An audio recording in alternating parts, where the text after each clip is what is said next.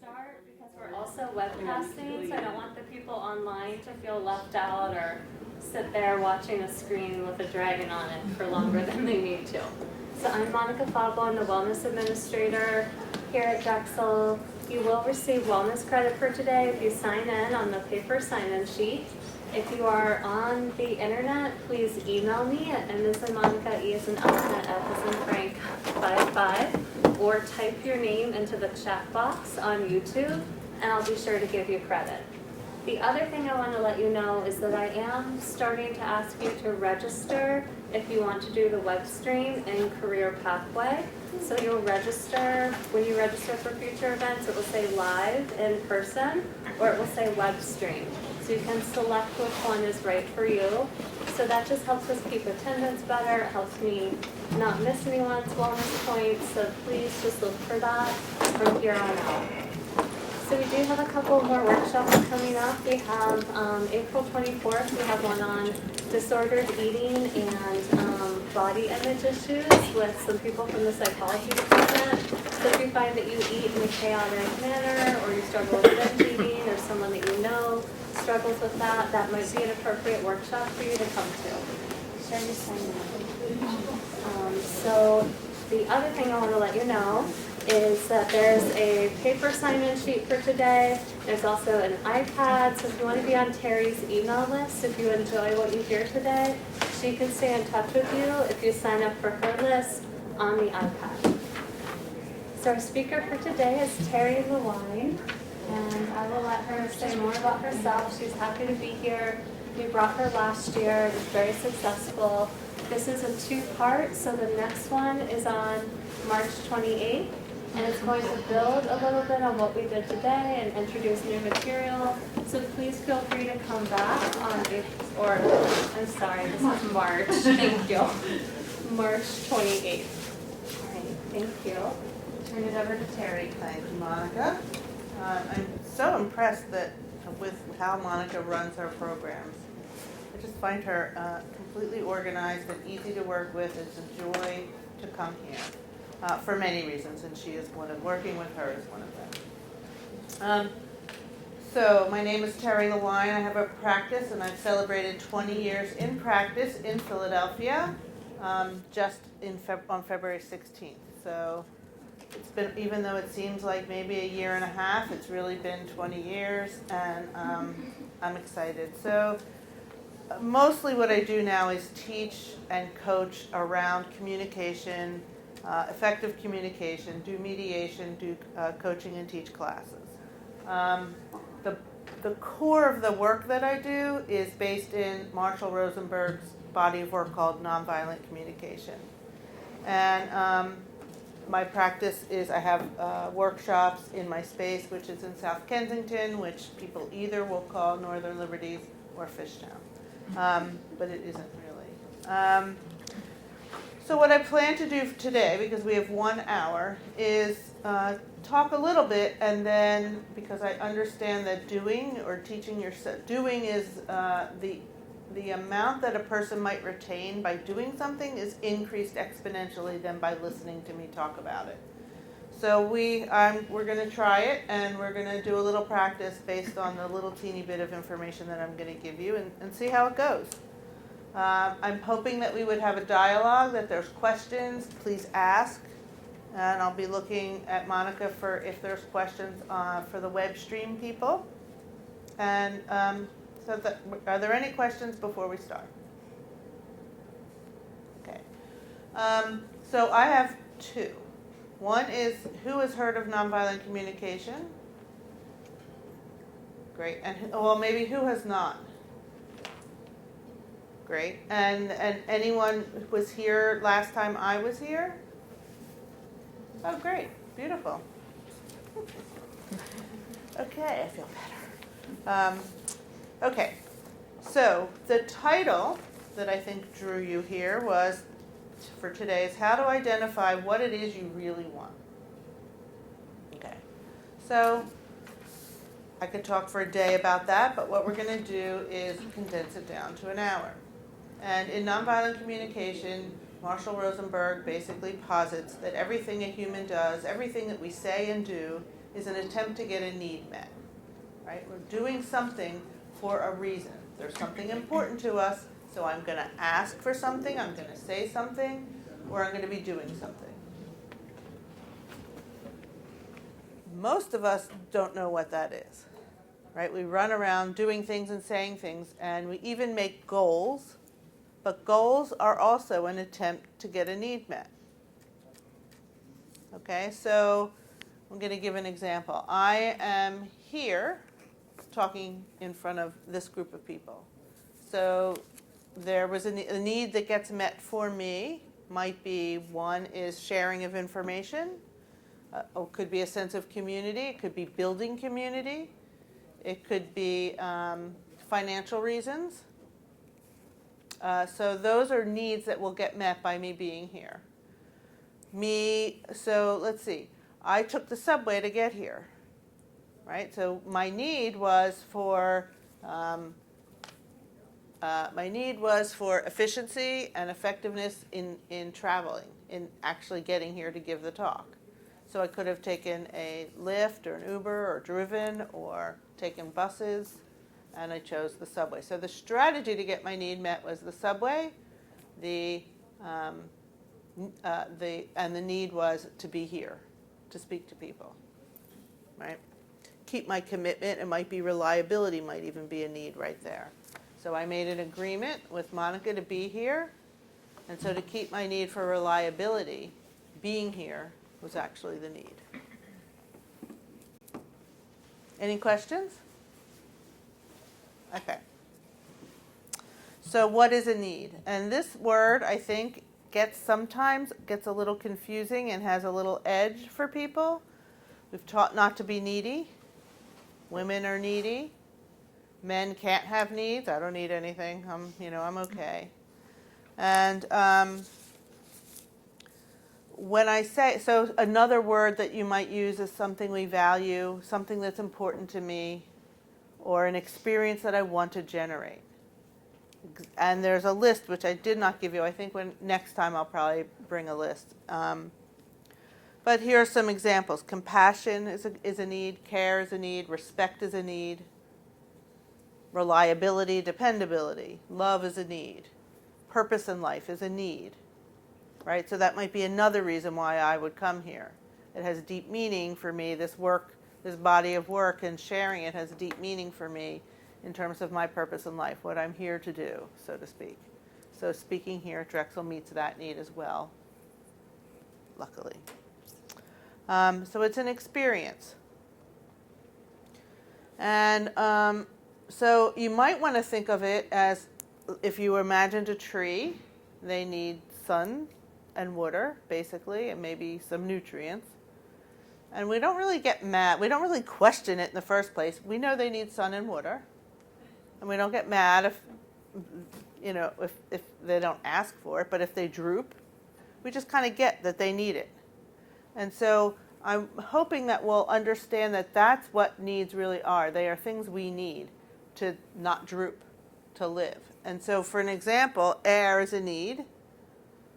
And, a lot of people talk about like air, shelter, food, water. There are basic needs. But all these other ones on the list that you don't have is, like power in my world is a need, and compassion is a need, and partnership is a need. These kinds of things. So air, it's minutes. If we don't have air, we go from thriving to suffering to not being alive pretty quickly, right? You may think it's minutes, probably.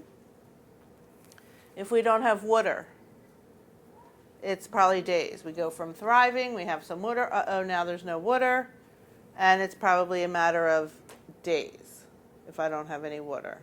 I don't actually know what the truth is about that, but we go to suffering, and then we no longer are living. And so these other ones are, and I have a list of, probably 100. The length of time it goes between thriving and not being alive is a lot longer. It could be years. But I don't see it any differently. They are actual needs. We must have compassion. We must experience partnership. We must experience, and they're universal to all of us. And so some are more important to me, to us, to one person than another, but it is a place that we could really understand each other and understand that, yes, I have a need for this thing. Now, how we get them met is what we're going to talk about. And that's where creativity comes in. So in life, I like to talk to people about holding tightly to your needs because we must have these needs. But how I get them met, I want to hold that incredibly loosely, right? So basically goals, I just want to go through my sheet here and make sure I'm meeting all my points. Goals are strategies to get needs met. So I think often in our culture we do goal setting. It's like, okay, I want to have a goal, I want to lose 15 pounds, or I want to get a new job. And even those goals, it's like, well, why? What need would get? So I want to have a house, right? So if my house is for security, but I bought a house that is, not it's sinking into the ground, my need for security is not going to get met. I don't actually need a house, I need security. And so, or I don't even need that house, right? So if I'm going for security and I have a house that's, on an unstable foundation, I might want to choose another strategy so my need for security is met. And the reason why I think it's just so helpful to know what our needs are is because otherwise we suffer for a long, long time. We're just confused. I have to have this house, I have this house. It's like, quickly, if I know what my need is, what I'm going for, why I bought a house, why am I in relationship? Why do I have a job? What needs get met by having a job? Sustenance, my children are safe if I, need to buy things for them. Like really getting clear on what it is, what needs get met by having a job so that we can choose what we're doing. Right? So it may be that, I get a ton of money in this job. I don't love what I do. Meaning and purpose in life does not get met in this job. Financial security and my well-being of my children does. Right? So I may choose it for a certain amount of time. Or I might go, if I have creativity needs that aren't getting met in the workplace, then I'll go join a dance class or take an art class. So I'm curious if people are getting where I'm going here. Anyone pretty confused right now? Okay. So this idea of needy, right? Like, oh, we don't love the word needs. I don't want to tell people I have needs. My experience is that we appear needy because we want to pretend that we don't have needs. So we don't ask directly and specifically for what we want, right? And so we're hoping or resenting people because they're not giving us what we want, but we don't just ask. So we don't, so we're mad that we're not getting it, but we're not asking directly for exactly what we want. And so the experience of the people around me, if I'm not asking, is, oh, she's so needy. The other thing is, and we're not going to get, well, we'll get into it a little bit, but not in depth, of course, is that as a human, our basic need is to contribute, right? Is contribution. Said another way, we are pack animals. We are wired to be with each other. It's not all that noticeable anymore in the current culture, but we are neurologically wired to be in a pack. And so if I can't tell, or if I am not able to contribute to my pack and know that I am, like another way, to have value, to matter, then I feel afraid because my pack might not want me, and if I'm not in a pack from where we evolved, I won't be safe, right? The lion will come and eat me if I don't have my people around me, right? So that's how we respond in distress if we think we're being left out of the pack. So if my deepest need is for contribution, and so is yours, if I'm asking you, if I make a specific request of you, and we'll talk about the difference between a request and a demand, but if I am making a request of you, then really it's a gift to you, right? It's an opportunity for you to get your deepest need met, which is contribution. So sometimes I like to think of NVC as totally doing a 180 on kind of how we live and communicate and think about things. Because me asking you for something is me giving a gift to you. And so when we do our worksheet, I hope that we're going to think of it that way. Or when we hear a request from somebody, they're giving me a gift. They're giving me an opportunity to contribute to their life. How wonderful could this be? Right? So, the problem we run into with that is that most of us have grown up with demands disguised as requests. Right? So we grew up, will you please take out the trash? Will you please make your bed? Will you please clean up your room? And there was a consequence, an unspoken consequence to that request. And so we're a little confused, generally speaking, about what to do when people ask us to do stuff now, right? Because we've heard demands for so long, probably because we've made our own towards others for so long, we get kind of confused about, are they asking me, are they having, and then in a workplace, if a superior person, a person with more authority than I do, asks me to do something, are they asking me to do something? Are they telling me to do something? If you are a person in a position of power, are you asking or are you demanding? Right? So I encourage you that if you are making requests that are demands, that you just say so, right? So then people aren't confused. It's like, I really need this to get this done. I'm not going to be considering your needs. I'm hoping that you'll just say yes because it contributes in this way, right? That way people know there's no pretending, right? Hopefully it will serve you in some way. Hopefully your financial, you're really super into the financial portion of your job because I know you don't like doing this. It must get done, and I am assigning it to you. All right? So that's kind of in the workplace. And the other side of that is, so today we're working on how to ask for what you really want. Next time when I come back, which I think is in 2 weeks, we're going to be talking about how can you work it when people are asking you in some kind of way that does not feel good. How do you handle that? What's the best way to handle that? So this time we're we're going to talk about more, how do you handle asking for things, and how do you know what you really want?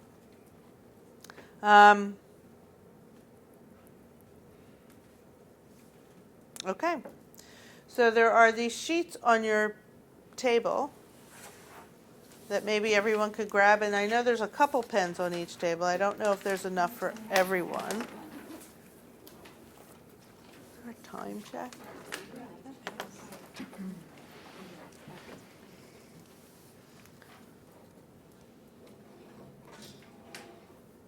Does everyone have a sheet? Oh, I should probably look at mine.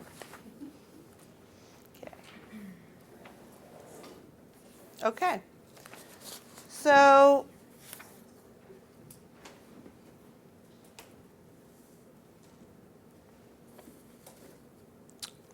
the first question is, the worksheet is entitled, "What is the need behind your request?"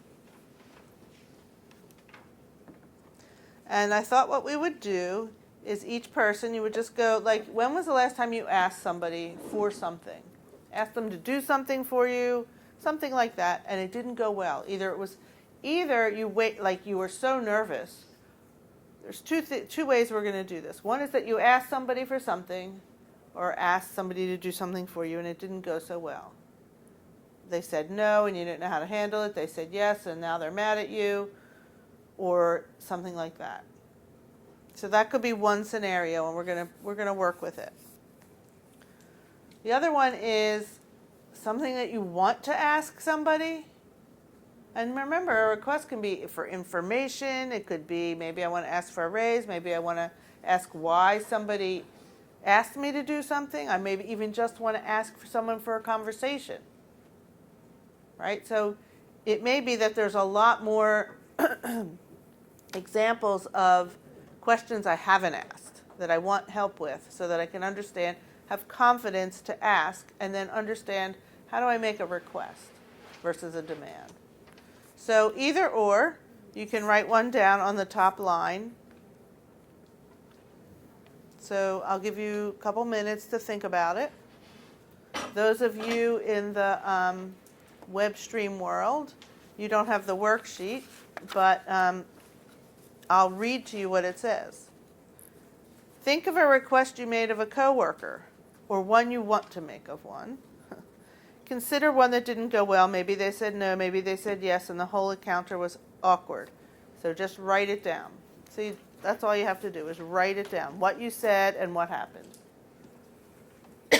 Excuse me. Oh, awesome.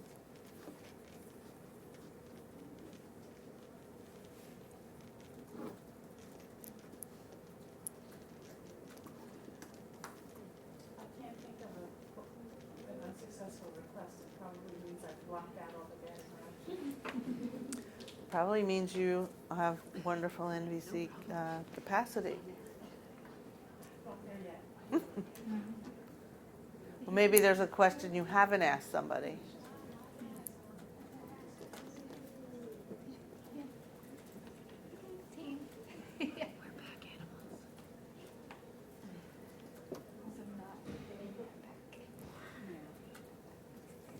If you're confused about what I'm asking for, raise your hand like this, or this one.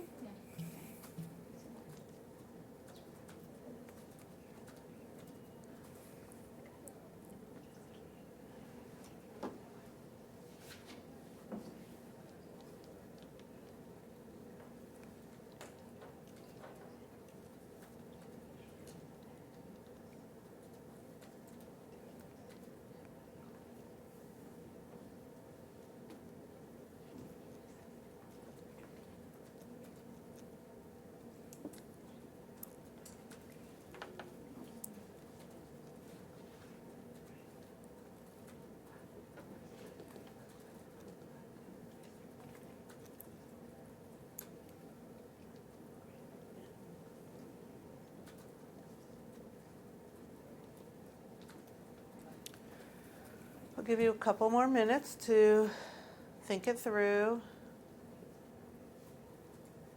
Maybe pick something that's on a scale of 1 to 10, 10 being super agonizing and 1 being, oh, that's who cares. Pick a 7 or 8. So it has some juice, but you're not gonna, you can still breathe.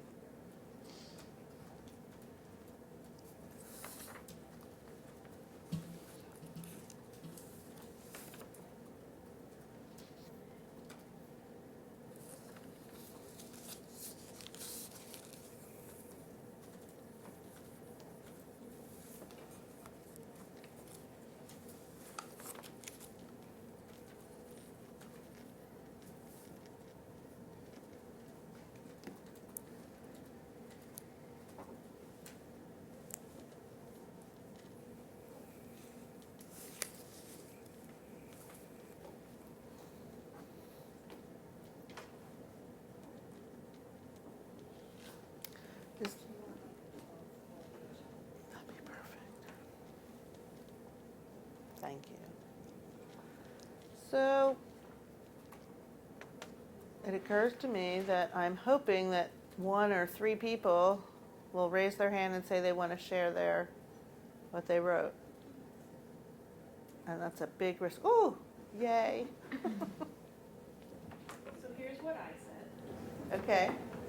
Since our meetings have been running over 2 hours, but we've only scheduled 1 hour, I would like to extend our meeting times to better plan my day. And the response was like a series of, it's hard to plan, 2 hours seems like a long time, and then eventually no. Okay, great. So I'm going to repeat will you repeat it and then I'll repeat it, just so I have it Okay. pretty down. So what I said to this person was, since our meeting times have been running over 2 hours, but we only schedule 1 hour, I would like to extend our meeting times to better plan my day. And then the response they had was, well, it's hard to plan, 2 hours is a long time, and then eventually no. So this was the request was to, I'm just clarifying, it's to one person. The meeting Yes. is with one person. A superior, if that helps. Okay, great. So you have a superior and you have meetings that are scheduled for 1 hour, Yes. and you've noticed that they've been longer, and you said to the superior person, this person who has authority over you, Right. power over you, since these meetings tend to run a little over 2 hours, I wonder if we could actually schedule them for 2 hours so that my time is accounted for more effectively. That was basically the question. Yes. Okay. The response you got two responses. No, three. They One- were all leading to the one no. So you got to know. Okay. So we're going to stick with, I have a whole thing I want to do about what to do that you got to know, but first we're going to stick with you almost even said it, or maybe I just said it. What need were you hoping for when you made the request? Respecting my time. So a sense of respect, right? Is there also a thing about like a structure or scheduling or efficiency? Efficiency, absolutely. And it bleeds into other meetings, so it's other people's time too, but I'm the one who looks like I haven't shown up for a meeting. Is that, I don't know. So let's think about that. So reliability and dependability are important to you, Yes.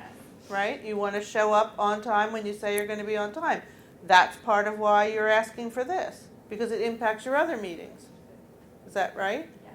And also respect in that way. So one is respect, like all around there's respect. One is that I have a schedule and people, my time is of value in the workplace here, not just to you but to others. And then, if I'm here for 2 hours, then the people that you've given your word to, now you're in a position of choosing what to do. Okay, great. So does everyone get how that might be respect, reliability? What the need is underneath this feeling that she's having is reliability, dependability, respect, maybe some sense of this, power in your world. Yeah. Control. Very much I feel out of control. Mm-hmm. I'm trapped in that place. Can see the clock. Yeah, some autonomy. Autonomy, not like, oh, I'm going to do anything I want, but it's my calendar here. It's not your calendar. So we came up with some respect, reliability, dependability, control, or power. I would say power in my world, and maybe autonomy. That was my word. I don't know if it fits for you. Is that what you were going to say when you had your hand up, Beth? Mm-hmm.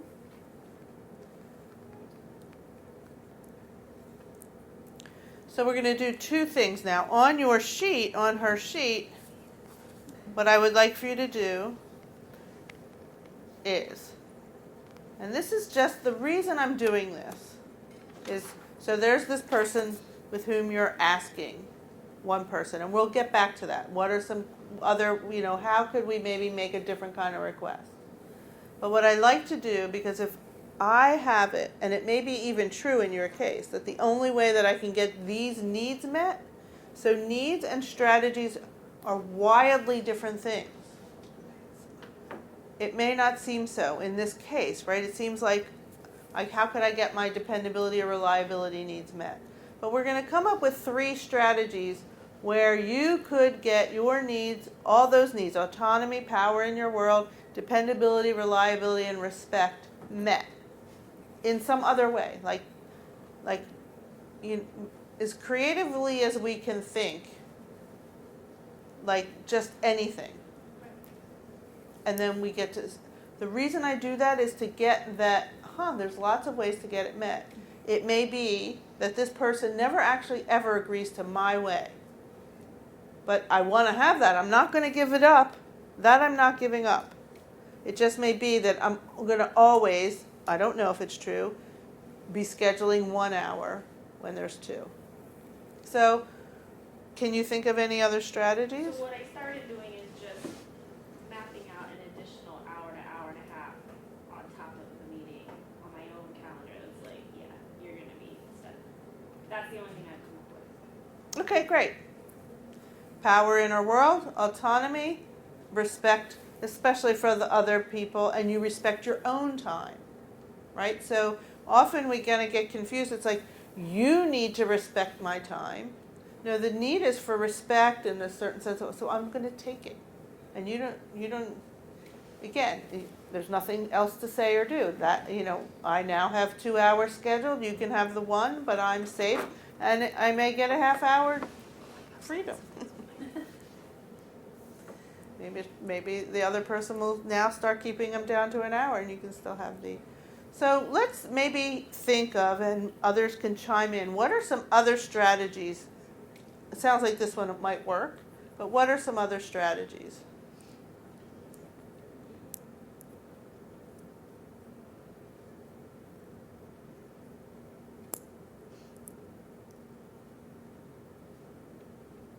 And in terms of a less efficient, that sounds really efficient and like you've got it covered, but in terms of a less efficient thing, if you weren't doing that, emailing people who you have a meeting with after that meeting, you'd be like, just in case I'm late, you know where I am, and it's not, something that I can control. Okay.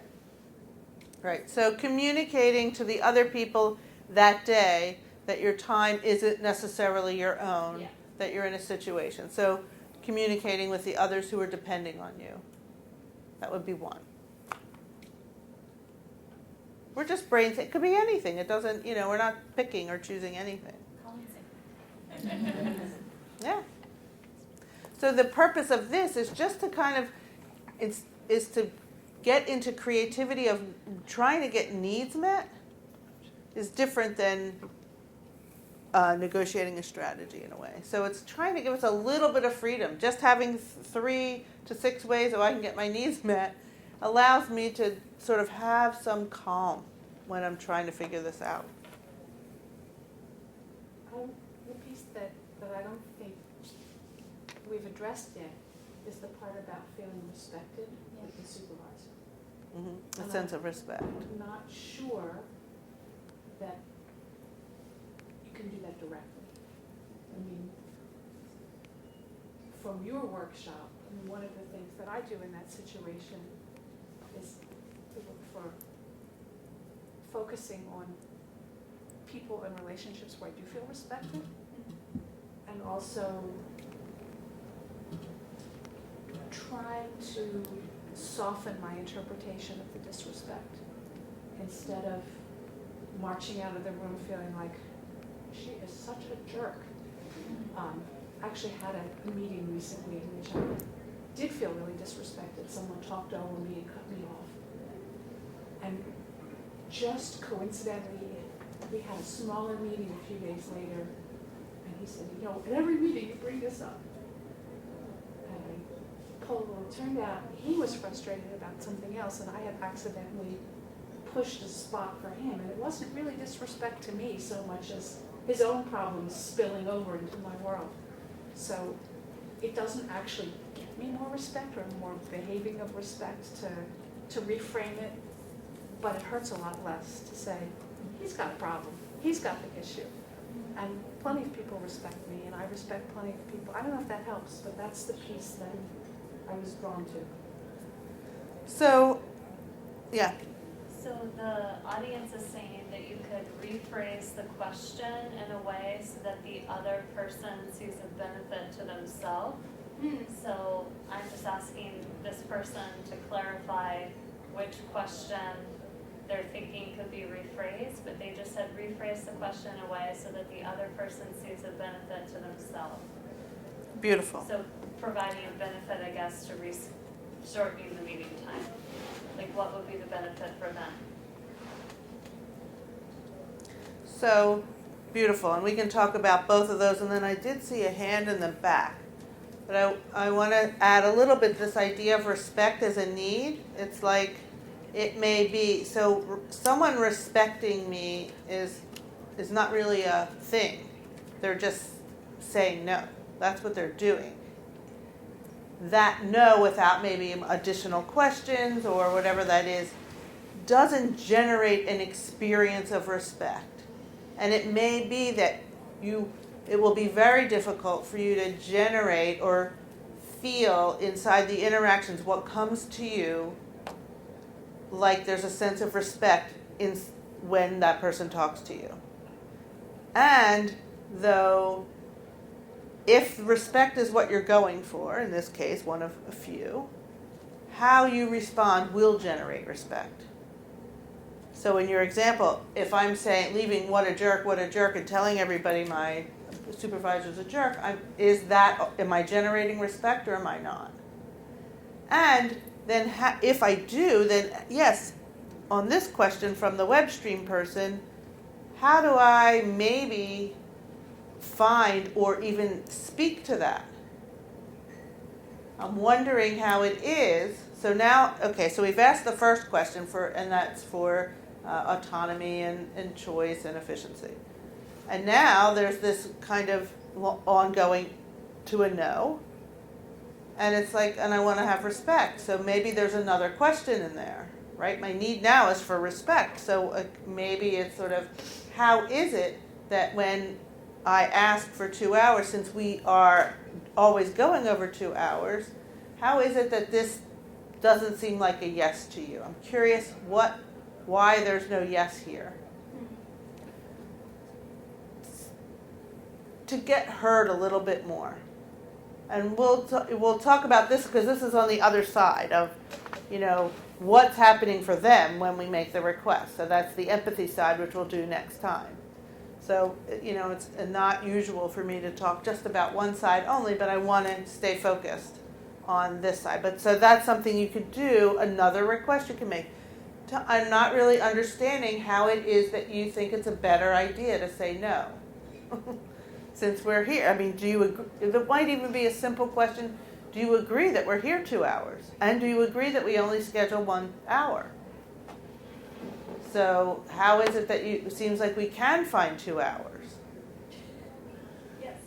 Right. And so again, that may be too much.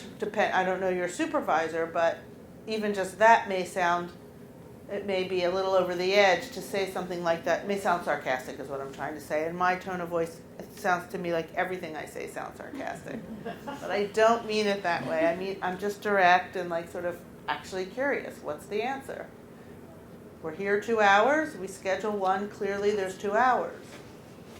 For me, that presents a problem. I'm wondering, I'm guessing it doesn't present a problem for you.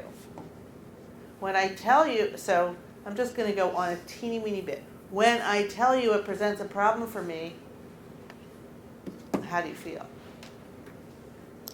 That would be what I would ask Okay, yeah, that's a good question. When I tell you it's a problem for me, how do you feel? So that might be a little edgy. I think also I'd evaluate that person's common behavior. If their sense of time is always a little off, they might never get that. So it may not even be something that should be asked because they don't even have the sense that that's happening and aren't going to appreciate it being pointed out. So just block the time myself. Right. That really is a great solution. I mean, It is. to 90% of it. Yeah. It sounds like that was the choice that you're going with. I'm just going to block my own 2 hours. And then there's the so it's like, again, and this is the subtle deep work that I probably wouldn't get into in 1 hour, but if I'm doing that and resenting my boss, I'm using that word, I don't know, supervisor, then that could be a problem. It's like fully choosing to get my own needs met.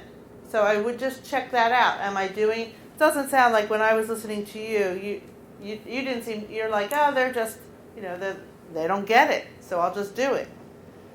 The thing that we want to check is, am I doing it, and am I still not clear? Like, am I still sort of, And if that's happening, then I would say there's more to say. There's something else to do. The needs aren't getting met. That's all. So sometimes that's easy to do. Oh, whatever. I'm just going to block the 2 hours. It's easy for me to do. This person has, could be they just have a ton on their plate. They really can't do it. And I totally get that. And you know what? I don't even want to I don't want to put another 10 minutes in their calendar. It may be that it's, a lovely relationship between you and your supervisor. And you totally get how hard their life is, his, her, whatever it is, life. And it's like, you know what? I'm just going to do this. It's 12:40. Woo-hoo. Okay. So I'm wondering, having a few extra, so I want to say one or two more strategies to get respect met might be, or autonomy, or dependability. One is to reach out to the others and let them know. One is, again, to tell sort of in the same vein of what I was just saying, is to let your supervisor know that being reliable is really important, and having this kind of continued implementation of time, or I don't know if scheduling of time doesn't work for you, because you like for people to depend on you. Like, that's something that's really important in your work and probably in your life. And so it's really hard. And just let them know. And then the other, so those are other ways to get your needs for dependability and autonomy met. And then and then that respect thing, so the boss may not actually care at all, right? Or maybe they do care, but aren't able to really show it in any kind of way. And so then I would, as Beth was suggesting, well, maybe I would just focus on the relationships where I do have that and spend as much time as I can absorbing it in other places. Because it is like throughout my day, if I have enough respect, and this is less of my time and less of my attention, I'm going to enjoy my day more. But it may be that person really isn't able to offer you ways of communicating and ways of handling time that really do meet your need for respect. And so then we have to get creative. It's like, well, how else? Who else and how else? And let them off the hook, because it's not going to happen.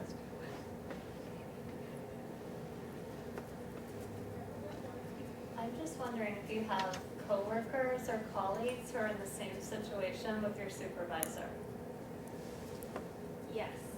Because that, for me, would help me feel like not isolated and like, oh, this is happening to multiple people. Yeah. Maybe you want to have lunch and just talk, in a collegial way about like, what could we do? Is there a way to remedy the situation or be more efficient? That would make me feel like more comfortable and supported and able to feel good. Yeah, that's a great idea. Yeah. And I would just add, from my perspective, no gossip. But No, that's why I said collegial. Like, I not thought that's the- why you said collegial. Yeah. But it's like, how do we brainstorm? Because if your job is to support it's like, well, how do we do that? And, support so maybe there's a whole bunch of respect, this collegial thing. It's like, oh, well, we'll just do it for ourselves, If we get together once a month and cry in our tea or our beer, maybe we'll just feel good. Thank you for that. That was awesome. Didn't think of it. So is that in any way helpful? Very much so. Thanks, everybody. Thank you.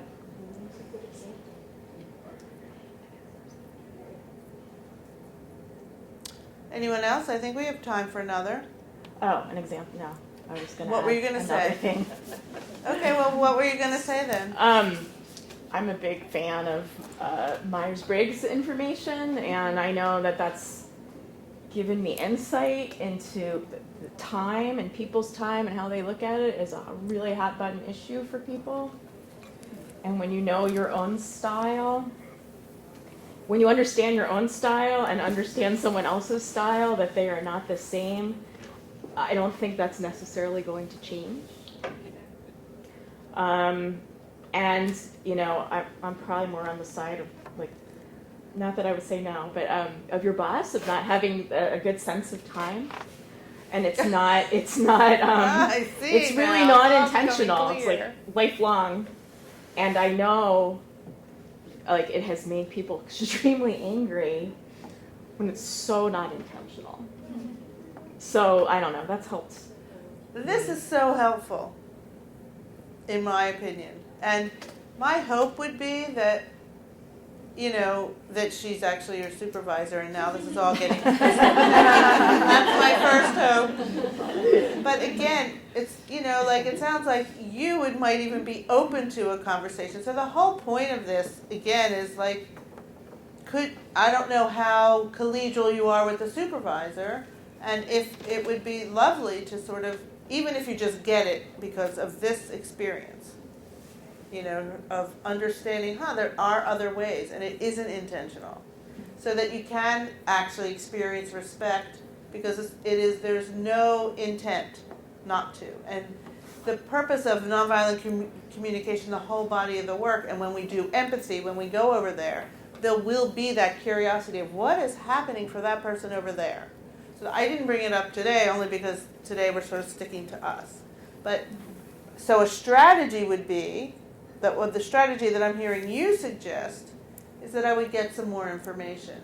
It's like, how can I, even with this person, even if I don't really enjoy them so much, but how can I have more understanding so that I can enjoy my meetings more? Or enjoy the no a little bit better. It's like, you know, they don't get it. You know, they're an artist or whatever Myers-Briggs, I don't think they say artist, but, you know, it's like they're like, as much as I want it to be different, I'm the other. I'm the on time, you know, we're having dinner at 6. Why are you cooking at 6? We should be eating. But, if you can kind of get that really and truly, the person, it's just time occurs differently. I don't know what happens really, but maybe I would have lunch with you. It's like they see a clock and they don't see, but it's not intentional. And how can I enjoy that? And how in a workplace, you know, dinner and all those other things is one thing, but in a workplace and when they're your supervisor, how do you incorporate knowing that into your capacity for autonomy, their autonomy, your autonomy, dependability, and all that stuff? And it would just be a guess. And so next time when we come, we'll probably dive in a lot more onto like what's happening over there. That will help you decide what to do here. What requests would I make? Thanks for that. Teri, is it, so is part of the point of communicating your own needs so that the other person understands? So not only do you give them the benefit of the doubt, but your supervisor can understand, like, oh, dependability is so important to me. I was also just remembering it's one of Drexel's core values that we have to evaluate ourselves on in the career pathway performance review. So I'm assuming part of that is for you to express so that they can understand why you're distressed about the meeting going over. Exactly. So the whole point of the needs and sharing them is so that they can get on board. I have a need for dependability. How do you feel when I tell you that? Like, and then even going further and not sarcastically, it's just like, or can you support me? Because my review is coming up. No, but you can, you know, you can even say that or not, you know, like again, where's that edge of this is going to go well, that what I'm going to say is going to be heard with an open heart or open mind anyway, if we're talking about work. Like how can you say that in a way that might inspire their curiosity and interest, and then you can co-create something together that meets their need for whatever that is that they have. We haven't figured that out. We'll do it in 2 weeks. I hope you'll come back and we can guess what it is. Maybe bring is your supervisor here? Yeah, I can follow the idea. So. Okay, it's 12:50. We have 10 minutes. Before we take another one, which may take more than 10 minutes, I'm curious, are there any questions? Specific? So the idea of a request is that we're not making demands, we're trying to get needs met. And there's lots of ways. I think that's the point that I'm trying to make.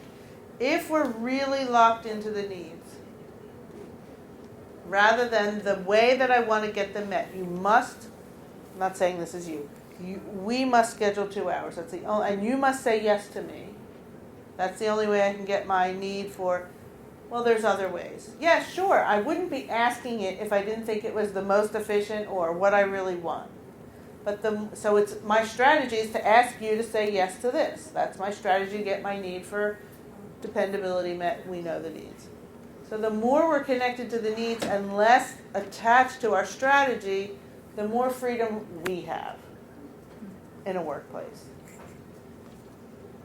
That's the purpose. That's why we're trying to connect you to what's important to you, why you're asking for what you're asking for.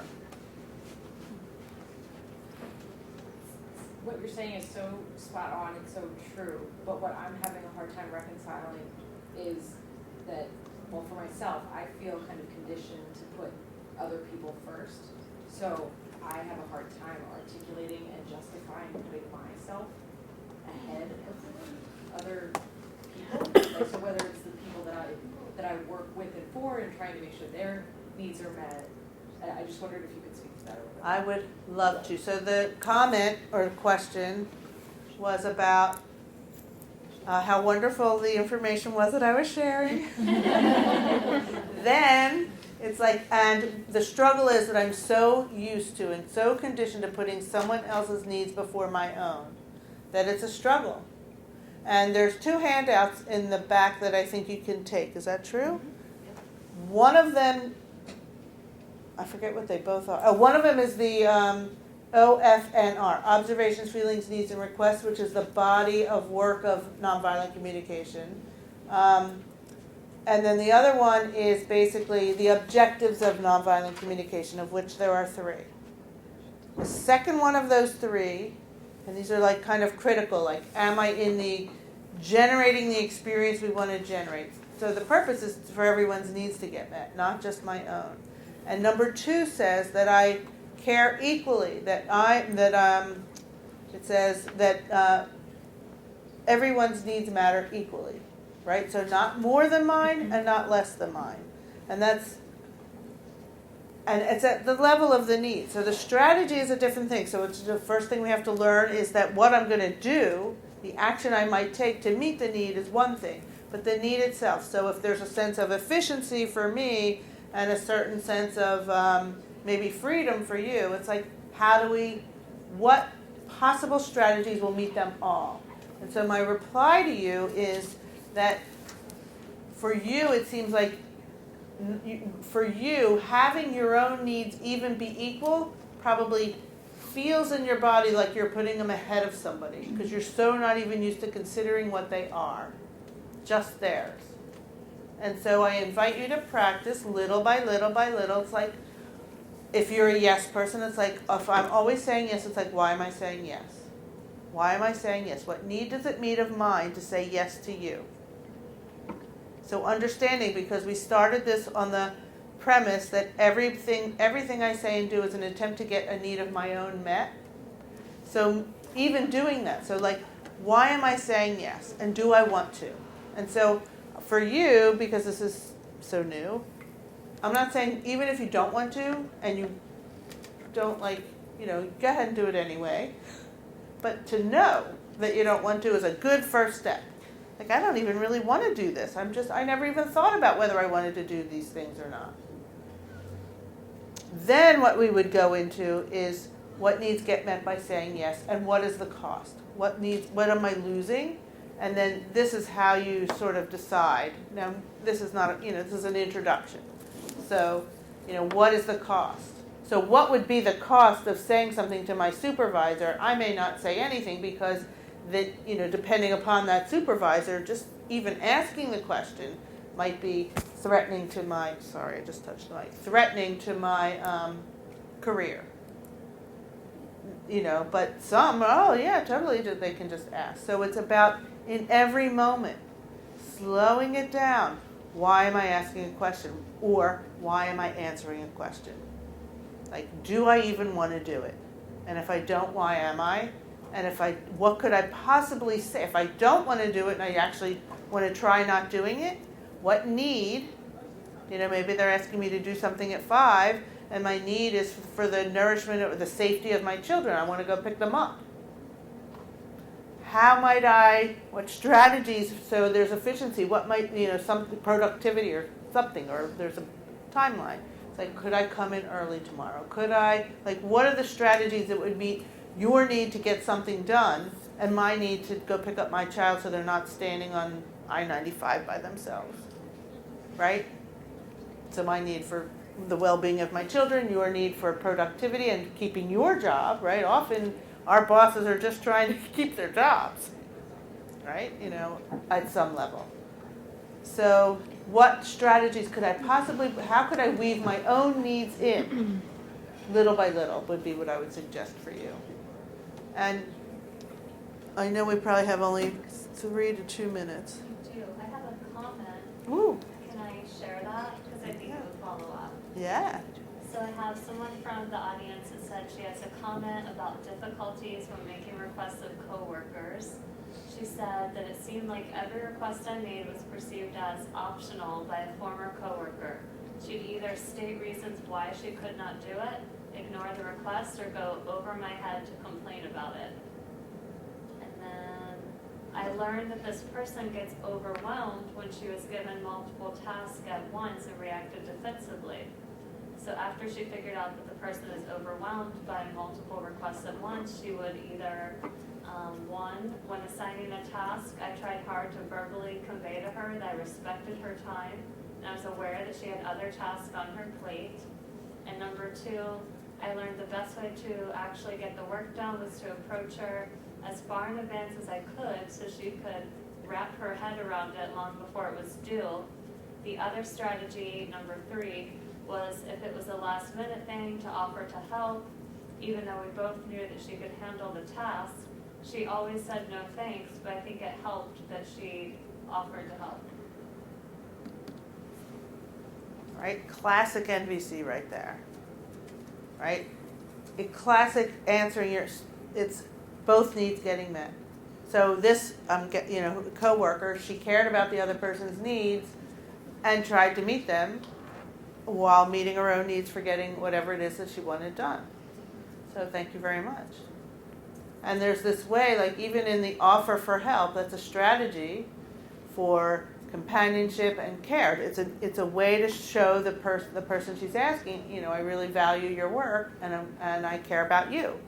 So, and then that inspires, when people know they care. In a longer workshop we would talk about our deepest need is to matter and to care and have care. And so when we show that, often people are inspired to be part of the team.